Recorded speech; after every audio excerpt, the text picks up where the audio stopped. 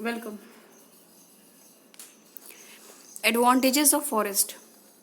Forests are the breathing lung of the civilization, and therefore are very important for the survival of life on earth. Forests help us to breathe by converting carbon dioxide into oxygen. They provide safe habitat for wild animals. Many people depend on forests for their livelihood.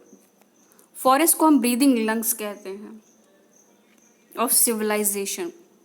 Breathing lungs of civilisation मतलब human beings के लिए, जो हमारी मानव सभ्यता है, इसके लिए जो है फॉरेस्ट बहुत ज़रूरी है हर पॉइंट ऑफ व्यू से, क्योंकि ऑक्सीजन हमको इसी से मिल रहा है.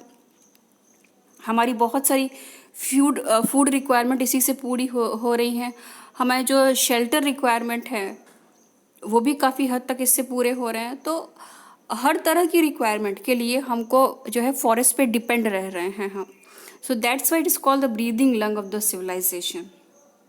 अगर फॉरेस्ट नहीं होंगे, पेड़ पौधे नहीं होंगे, तो हम कैसे जो है जो हम कार्बन डाइऑक्साइड रिलीज करते हैं, एक्सहेल करते हैं और बदले में इनहेल करते हैं ऑक्सीजन, ये कैसे पॉसिबल होगा? और अगर नहीं होगा तो सर्वाइव करना मुश्किल हो जाएगा. We can not live without the oxygen. बहुत सारे लोग, जैसे मैंने पहले भी बोला कि बहुत सारे कि फॉरेस्ट सिर्फ जो है ऑक्सीजन के पॉइंट ऑफ व्यू से तो सबसे ज़्यादा ज़रूरी है. बिसाइड्स हमारी बहुत सारी खाने पीने की ज़रूरतों को, हमारी बहुत सारी जो जो लाइवलीहुड है, मतलब कि मीन्स ऑफ लाइवलीहुड यानी कि आपकी जीविका का बहुत सारा व्यापार उससे रिलेटेड है. बहुत सारे जो है हम अपना, जैसे कारपेंटर्स हैं वो उसी पे डिपेंड हैं. तो बहुत सारी ऐसी चीज़ें हैं जिसके लिए हम उस पर डिपेंड हैं, हमारी वो जीविका का भी स्रोत है. Trees also help in keeping earth cool. Large forest cover help in causing rainfall. Trees, forest की मदद से क्या है होता है कि हम अर्थ का जो है टेम्परेचर मेंटेन कर पाते हैं, क्योंकि जितना ज़्यादा पेड़ होंगे उतना ज़्यादा पानी बरसेगा, और जिससे क्या होगा कि हमको हमारी जो वाटर रिक्वायरमेंट है वो भी पूरी होगी, और साथ ही साथ अर्थ का जो टेम्परेचर है वो भी मेंटेन रह पाएगा. बहुत ज़्यादा गर्म वाली कंडीशन या हॉट, एक्सट्रीम हॉट वाली कंडीशन नहीं आ पाएगी. और जो रूट्स हैं जो पेड़ों के, वो अक्सर जो है जो हमारा अंडरग्राउंड वाटर टेबल है, वाटर लेवल है, उसको हेल्प करते हैं मेंटेन करने में. बारिश होगी, फिर ये जो पेड़ों की जो जड़ें होती हैं ये पानी को होल्ड की रहती हैं, धीरे धीरे पानी ज़मीन के अंदर जाता है, और जिससे हमारा जो ग्राउंड वाटर लेवल है वो इंक्रीज़ होता है. जैसे कि हम यहाँ पे क्या है कि इस थैंक्स गॉड कि इस साल मेरे ख्याल से किसी कहीं प्रॉब्लम नहीं हुई. नहीं तो होता क्या है कि रॉबर्ट्सगंज में हम अक्सर देखते हैं कि गर्मियाँ आते ही जो है पानी की प्रॉब्लम हो जाती, पानी नहीं, बोरिंग का पानी नहीं मिल पाता है. तो वो इसलिए होता है कि जो अंडरग्राउंड वाटर लेवल होता है वो बहुत नीचे चला जाता है. आप कितना भी अपना मोटर चलाइए, कुछ भी करिए, वो पानी नहीं आ पाता है. तो जितने ज़्यादा पेड़ पौधे होंगे, बारिश होगी, उतना ज़्यादा जो है आपका जो अंडरग्राउंड वाटर लेवल है वो इंक्रीज़ होगा, और जिससे जो है कि पानी की अवेलेबिलिटी बनी रहेगी फ्लड्स को दूर करने में. मतलब कि भाई बहुत बहुत ज़्यादा, जितने ज़्यादा पेड़ होंगे वो पानी को एब्जॉर्ब करेंगे और एब्जॉर्ब करके ज़मीन के अंदर ले जाएंगे, तो फ्लड वगैरह भी प्रिवेंट करने में हेल्पफुल होते हैं ये जंगल.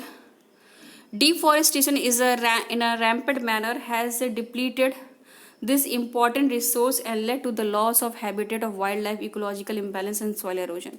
लेकिन जिस तरीके से हम पेड़ों को काट रहे हैं ये बहुत सारी जो है प्रॉब्लम्स को जन्म दे रहा है.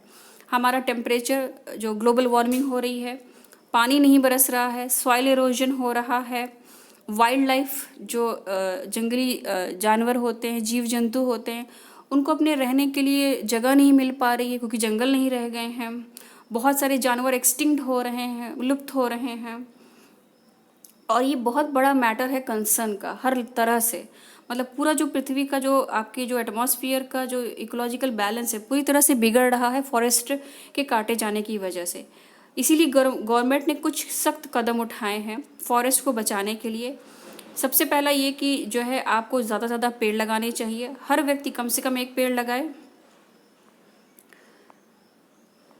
आप जो भी फॉरेस्ट प्रोडक्ट है उसका उतना ही यूज़ करिए जितना आपकी को ज़रूरत है. अननेसेसरी यूज़ मत करिए, और जो है उस रीज़न से आप मतलब बेवजह पेड़ों को मत काटिए। Enforcement of number of law and guidelines to protect forest and prohibit deforestation. बहुत सारे नियम कानून बनाए जाने चाहिए और बने भी हैं कि जो है लोग पेड़ पौधे ना काटें, जंगलों को ना काटें।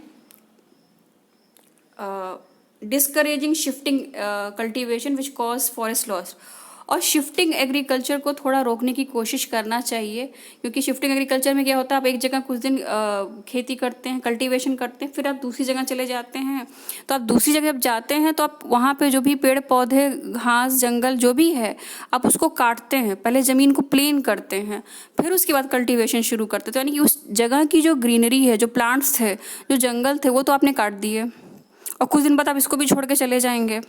तो इसलिए जो है, जो शिफ्टिंग एग्रीकल्चर है उसको थोड़ा सा डिस्करेज करना चाहिए, क्योंकि इससे ये भी एक डिफॉरेस्टेशन का कारण है।